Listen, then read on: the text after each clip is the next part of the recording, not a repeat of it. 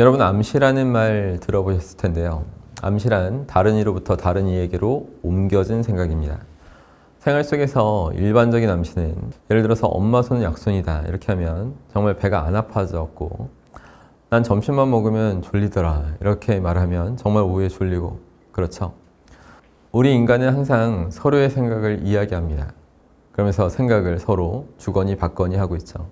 여기서 보통 더 타당하고 이치에 맞다고 여겨지는 생각이 더 강력한 파워를 지니게 되고 그 파워풀한 생각은 상대의 정신에 영향력을 끼칩니다. 수없이 많은 생각들이 암시를 통해 마치 기정사실인 것처럼 무의식에 자리 잡게 되고 심지어 그 암시대로 인생을 살게 되는 것이죠. 문제는 부정적인 암시들이 너무 많이 들어온다는 것입니다.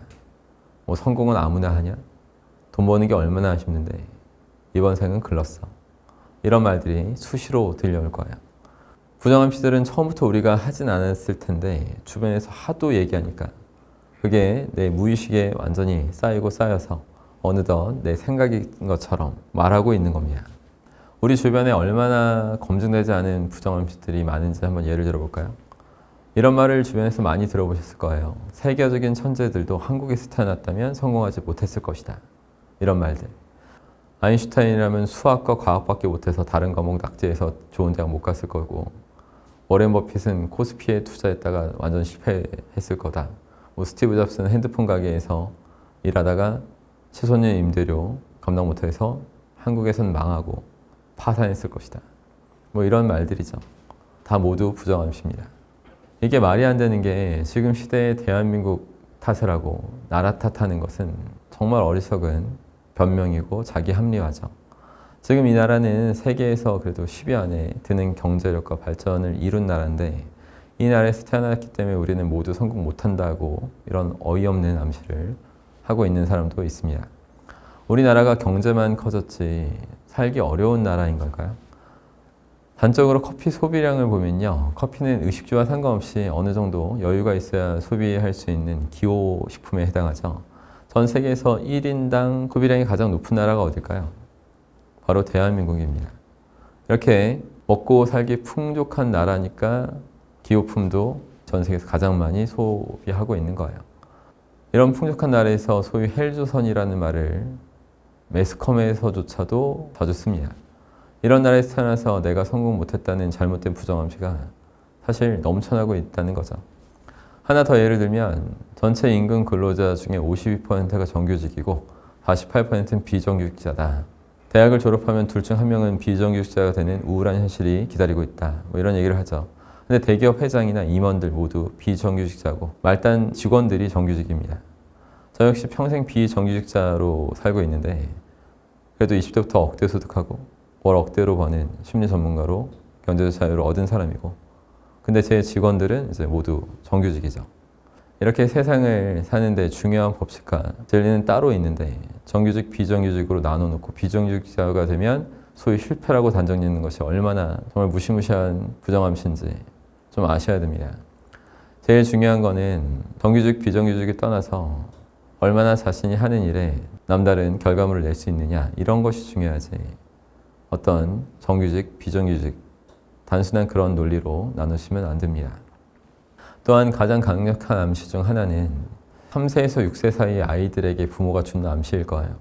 독일의 심리치료사의 조사에 의하면 이 연령대 아이들한테 하루 평균 부모가 남긴 가령 그게 넌 못해, 안 될 거야, 할 수 없어. 이런 걸 하루에 33번씩을 하고 있다는 것입니다. 정말 엄청난 횟수죠. 이렇게 부정암시를 많이 남긴 부모들은 자신이 자녀들의 무의식을 어둡게 만든 부정적인 생각을 하게 만들어낸 장본인이라는 것을 알까요? 모를 겁니다. 왜냐하면 이들은 이런 부정적인 저주에 가까운 암시를 무의식적으로 내뱉었기 때문이죠. 자신도 어렸을 때 부모님들에게 똑같이 그런 안 좋은 암시 받았을 것이고 근데 무의식을 통제할 수 있는 그런 훈련이 되지 않은 상태로 부모가 됐기 때문에 그것을 자녀들에게 그대로 토해낸 것입니다. 이때의 아이들은 말귀를 알아듣기 시작하면서 부모님을 정말로 신보다 위대하게 느낄 수밖에 없을 때예요. 누구든 자신의 부모의 암시를 그대로 무의식에 수용할 수밖에 없기 때문에 이건 참 대단히 안타까운 현실이라고 할 수 있습니다. 그래서 항상 어떤 생각이나 말을 하실 때 이것이 온전히 내 생각에서 비롯된 것인가, 아니면 남들이 하는 수많은 부정암시가 내 무의식 속에 자리 잡은 것인가, 이런 것을 구분할 수 있는 그런 노력을 해 가시기 바라요. 암시라는 것이 나의 무의식에 큰 영향을 끼친다는 점을 말씀드렸는데요. 이 점을 아는 사람은 중얼거림도 함부로 허투루 하면 안 된다는 것을 깨달아야 됩니다. 나의 혼잣말은 바로 자기 암시가 되는데, 자기 암시를 얼마나 잘하고 있는지 생각해 보십시오.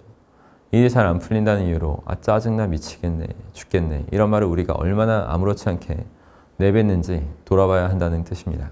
심지어 아침에 깨어나면서부터 힘들어, 피곤해, 지친다, 이런 부정적인 생각을 하면서 말을 내뱉으면서 시작하는 거죠.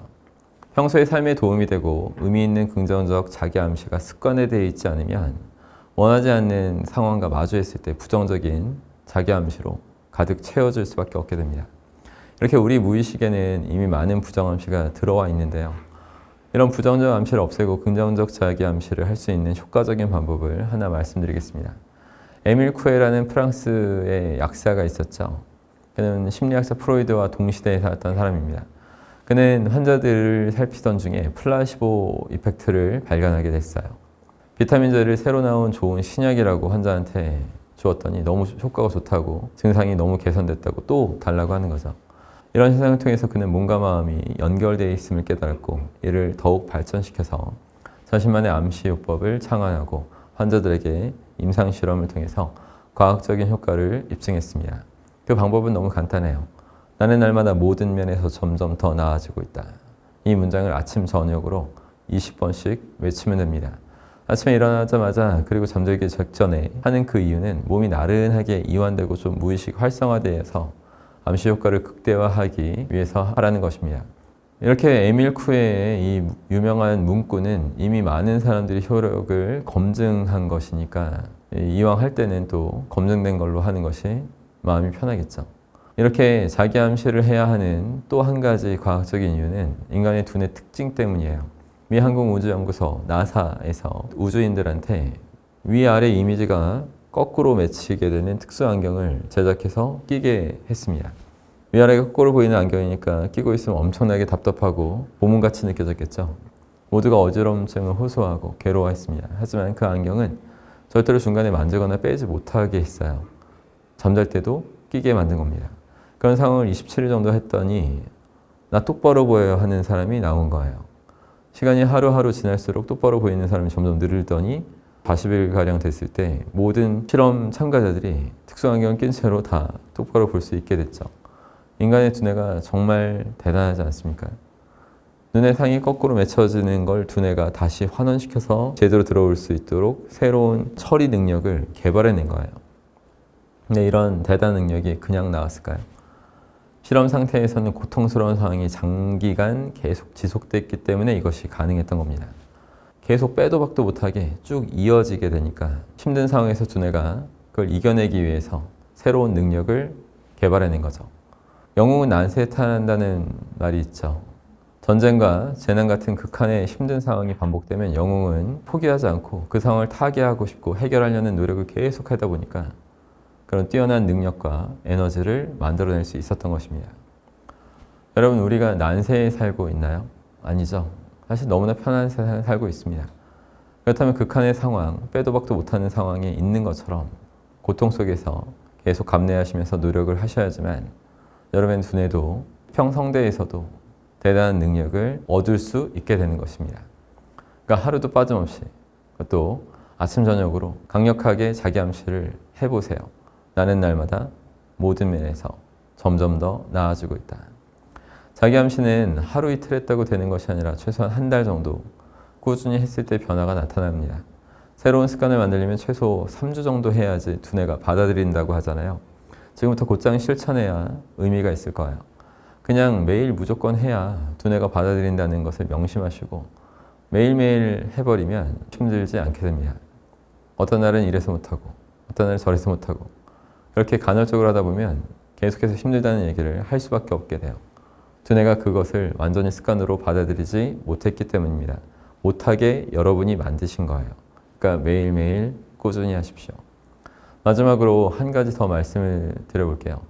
전쟁 영화를 보면 전투를 앞둔 상황에서 수장이 무기를 휘두르면서 막 기합을 넣고 그 뒤를 따라서 전원이 함성으로 막 그저 전의를 다지는 장면들이 나옵니다. 공부하는 학생도 일하는 직장인도 마찬가지일 거예요. 아침에 일어날 때부터 자기 암시로 정신 차리고 새로운 기분으로 임해야 됩니다.